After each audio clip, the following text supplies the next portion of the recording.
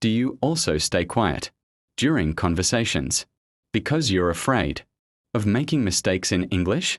And after the conversation ends, do you think, I should have said something?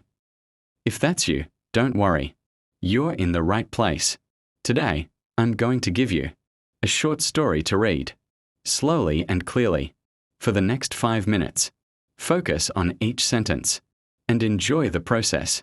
This simple exercise can help you improve your confidence, reading fluency, and pronunciation. Take a deep breath, and let's start.